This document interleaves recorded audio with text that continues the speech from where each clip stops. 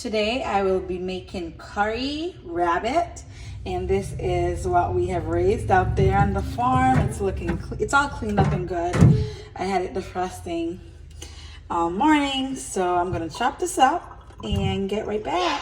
Now that the meat is all chopped up, I'm gonna go ahead and seasoning. So this is gonna be like the simplest curry ever, and I guess curry you could add whatever you want and put your own twist on it. I'm gonna start off with a teaspoon of black pepper, because why not? Then I'm gonna go on with 1, 2, 3. Why am I even using a teaspoon? So 3 teaspoons is 1 tablespoon. So there's already a tablespoon of Maggi seasoning on it. I just added another tablespoon of Maggi seasoning, and this is the one that I have. I'm going to go ahead and also add a quarter. I think this is, no, a third. This is a third of an onion. I'm going to chop this up with half of bell pepper. This is 2 cloves of garlic that I chopped up. Then you can chop your onion to whatever size you see pleasing. When you put them in this early in the pot, they're going to cook out. So you're pretty much just adding it for the wonderful flavor that it will bring. So there we go. Now that that's in, I'm gonna add maybe like a tablespoon of oil. Oops, tablespoon and a half. See, my curry recipe is like super simple. So now I'm just gonna go in with my hand and get this all in the meat. Massage it all in. And bear with me, guys. I am using the other hand to hold the phone.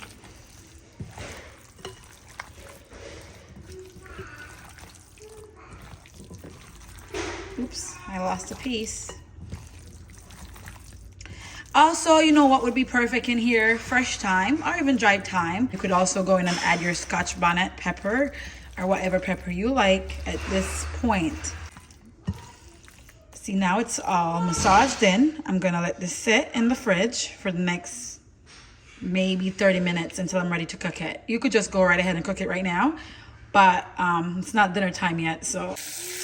To a skillet, I added 2 tablespoons of oil. When the oil and the pot came up to temperature, I added 2 tablespoons of curry with 2 cloves of garlic. When the curry starts to brown a little bit, I added in my rabbit meat, as you can see here. And I'm just making sure that the curry is all coated, or the rabbit is all coated with the curry. See, rabbit, unlike chicken produces a lot of water. So all I need to do is cover it here. But rabbit produces less water. So to this, I'm gonna add a cup of water and leave it on medium heat. Bring it up to a boil, and then I'll reassess. After it has started to boil, we're gonna stir it around just a little bit and cover this. Let it simmer for like 35 minutes or so while still checking on it. And if it dries out too much, just add a little bit more water. And now it's just a waiting game. This has been cooking for, I want to say 45 minutes, but it could be more. I did go ahead and add a couple more cups of water because it dried out a little bit, and it's almost done cooking. See, at this point you can go ahead and you can add potatoes, you can add carrots, you can add whatever you need in here, but I personally love canned corn, and the family loves it.